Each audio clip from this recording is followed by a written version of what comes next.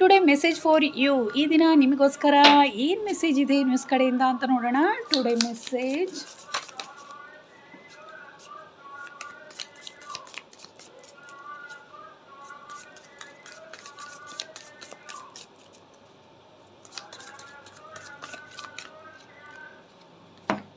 ನನಗೆ ಅನ್ನಿಸ್ತಾ ಇರೋದು ಇಲ್ಲಿ ಹೆಚ್ಚು ಜನ ಪ್ರೀತಿಯ